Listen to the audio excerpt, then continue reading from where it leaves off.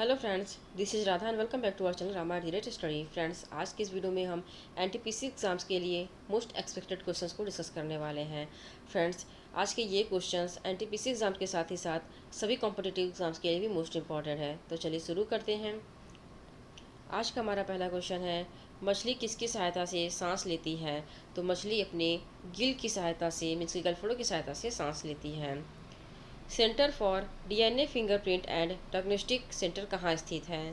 तो ये जो सेंटर है ये हैदराबाद में स्थित है। आनुवांशिक उत्परिवर्तन किस में होता है? तो आनुवांशिकी उत्परिवर्तन क्रोमोसोम्स में होता है। जीन परिवर्तन किस में होता है? तो जो जीन परिवर्तन होता है वो डीएनए में होता है। डॉक्टर हरगोविंद खुराना को किसके लिए नोबेल पुरस्कार मिला था? तो जो डॉक्टर हरगोविंद खुराना थे उनको जेनेटिक कोड की खोज के लिए नोबेल पुरस्कार दिया गया था। किसी आबादी में किसी आबादी में जीनों के कुल योग को क्या कहते हैं? तो किसी आबादी में जीनों के कुल योग को जीन बस्ती कहा जाता है। पौधों में गैसों का विनिमय किसके द्वारा होता है? तो पौधों में गैसों का विनिमय स्टोमेटा क्यूटिकल के द्वारा होता है। बच्चों का लिंग मुख्य रूप से किस पर निर्भर करता है? तो बच्चों का लिंग निर्धारण जो होता है वो पिता पर निर्भर करता है।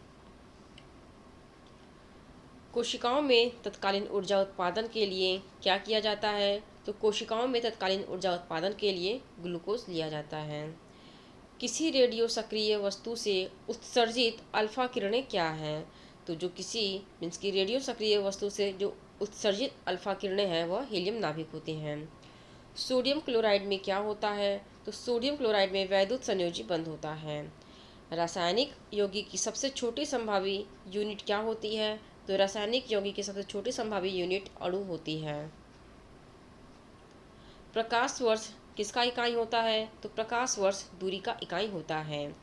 समय की इकाई क्या होती है? तो समय की इकाई नैनो सेकेंड होती है, माइक्रो सेकेंड होती है और सेकेंड होती है। ल्यूमेन किसका मात्रक है? तो ल्यूमेन ज्योति फ्लक्स का मात्रक है। कैंडिला किसका मात्रक है? तो कैंडिला ज्योति तीव्रता का मात्रक है। संसद का सत्र किसके संबोधन से शुरू होता है? तो संसद का जो सत्र होता है वह राष्ट्रपति के संबोधन से शुरू होता है। भारत का सुदूर दक्षिण बिंदु क्या है? तो भारत का सुदूर दक्षिणी बिंदु इंदिरा पॉइंट है। भारत का उत्तरतम बिंदु क्या है? तो भारत का उत्तरतम बिंदु इंदिरा कोल है जो कि जम्मू कश्मीर में है।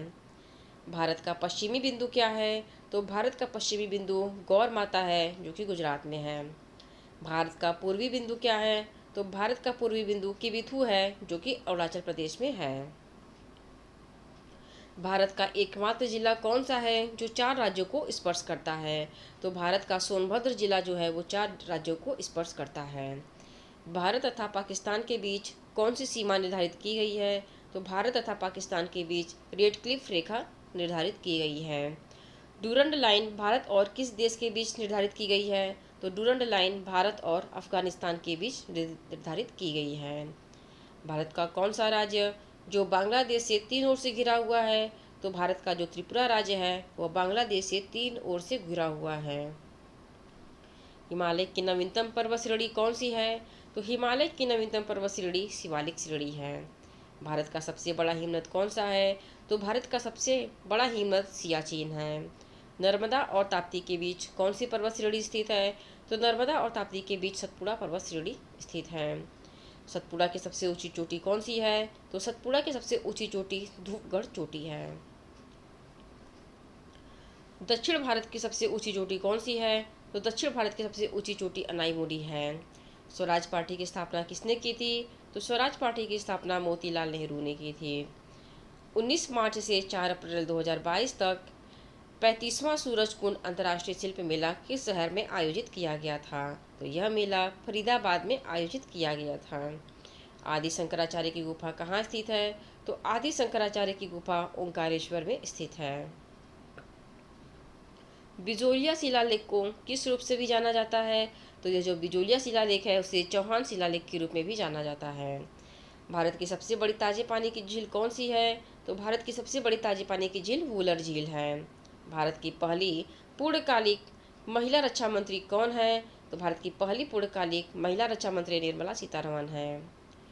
फरवरी 2022 में किसे लेखा महानियंत्रक, व्यय विभाग, वित्त मंत्रालय के रूप में नियुक्त किया गया है? तो सोनाली सिंह को लेखा महानियंत्रक, व्यय विभाग और वित्त मंत्रालय के रूप में नियुक्त किया गया है फरवरी 2022 में। गंगा ब्रह्मपुत्र बेसिन किन अक्षांशों के बीच स्थित है? तो ये जो गंगा ब्रह्मपुत्र बेसिन है यह 10 डिग्री नॉर्थ से 30 डिग्री नॉर्थ तक स्थित है। भारत के उत्तर पश्चिमी भाग में सर्दियों के दौरान वर्षा किस कारण होती है? तो भारत के उत्तर पश्चिम भाग में सर्दियों के दौरान वर्षा पश्चिमी विक्षोभ के कारण होती है। किसके द्वारा एक अलग कृषि विभाग दीवान इकोही की स्थापना की गई थी? मीन्स कि किसने एक अलग विभाग की कृषि विभाग जिसे कि दीवान इकोही भी कहा जाता है की स्थापना की गई थी? तो मोहम्मद बिन तुगलक के द्वारा की गई थी। टोंस नदी किसकी सहायक नदी है? तो टोंस नदी यमुना की सहायक नदी है। मध्य प्रदेश के किस जिले में यूरेनियम पाया जाता है? तो मध्य प्रदेश के शहडोल जिले में यूरेनियम पाया जाता है। संविधान के किस अनुच्छेद के तहत जिला कलेक्टर को सभी प्रासंगिक सुरक्षा प्रदान की गई है? तो संविधान के अनुच्छेद 123 के अनुसार जिला कलेक्टर को सभी प्रासंगिक सुरक्षा प्रदान की गई है। हर्षवर्धन ने किस शासक को पराजित किया था? तो हर्षवर्धन ने ध्रुवसेन द्वितीय को पराजित किया था। नाथुला दर्रा भारत को किस पड़ोसी देश से जोड़ता है? तो ये जो नाथुला दर्रा है वह भारत को चीन के साथ जोड़ता है। किस मुगल सम्राट ने आमेर का नाम बदलकर मोमिनाबाद रख दिया था? तो बहादुर शाह ने आमेर का नाम बदलकर मोमिनाबाद रख दिया था। शेर शाह का उत्तराधिकारी कौन था? तो शेर शाह का उत्तराधिकारी इस्लाम शाह था। तृतीय बौद्ध संगीति के शासक कौन थे? तो तृतीय बौद्ध संगीति के शासक अशोक थे। फरवरी 2022 में राष्ट्रीय ई गवर्नेंस डिवीजन के सीईओ के रूप में किसे नियुक्त किया गया है? तो अभिषेक सिंह को राष्ट्रीय ई गवर्नेंस डिवीजन के सीईओ के रूप में नियुक्त किया गया है।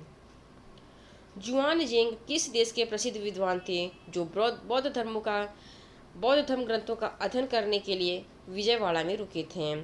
तो ये जो जुआनजेंग थे ये चीन देश के प्रसिद्ध विद्वान थे जो बौद्ध धर्म ग्रंथ का अध्ययन करने के लिए विजयवाड़ा में रुके थे। भारतीय संविधान की प्रस्तावना में पंथ निरपेक्ष और समाजवादी शब्द किस संशोधन के द्वारा जोड़े गए हैं? तो भारतीय संविधान की प्रस्तावना में पंथ निरपेक्ष और समाजवादी शब्द 42वें संविधान संशोधन के द्वारा जोड़े गए हैं।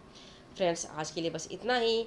मिलते हैं अगले वीडियो में एक नए टॉपिक के साथ। अगर आपको हमारा वीडियो पसंद आया तो प्लीज़ हमारे चैनल को सब्सक्राइब कर दीजिए, लाइक और शेयर भी कर दीजिए। Thank you.